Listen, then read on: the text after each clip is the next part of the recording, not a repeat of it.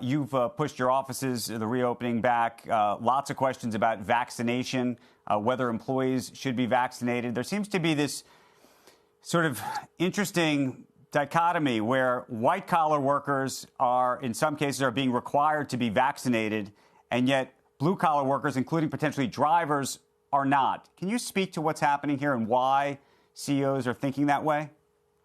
Well, I think it's a tough situation. White-collar workers, you're spending time together in an office 8 hours a day, 10 hours a day.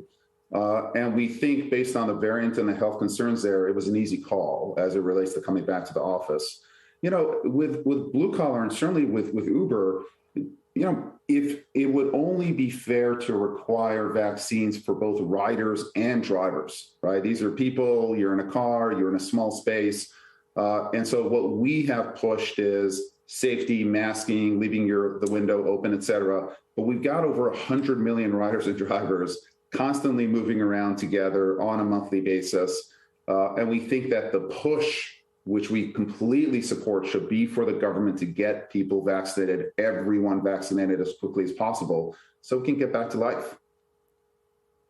Could you see making a decision that all drivers and passengers should be vaccinated? I think it's something that you could think about based on the circumstances that we're seeing now. We think the best path forward is for us and government, and we've certainly played our parts to push vaccination. We've had free vaccinations. We've got partnerships with Walgreens and others to really get the vaccination rates up. We think that's the best way forward.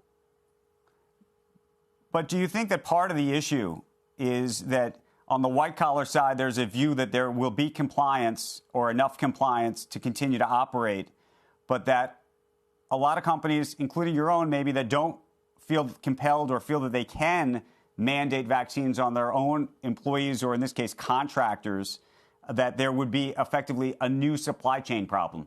Because that's something that you hear constantly from, at least privately, the conversations I've had with CEOs of very large companies that seem to be having this sort of two views about it, one in the office and one. By the way, I would argue to you that there's more people in contact with more other people in what might be described as the blue-collar jobs. I think that's possibly true. I think when you get to the numbers in the hundreds of millions, which is what we're talking about as far as riders and drivers go, to put that responsibility, that kind of decision-making power on a company, I don't think is right.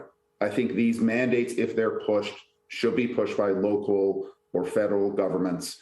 And that's really the direction that we're going with. And then whatever mandate is put forward, we are doing our best to support.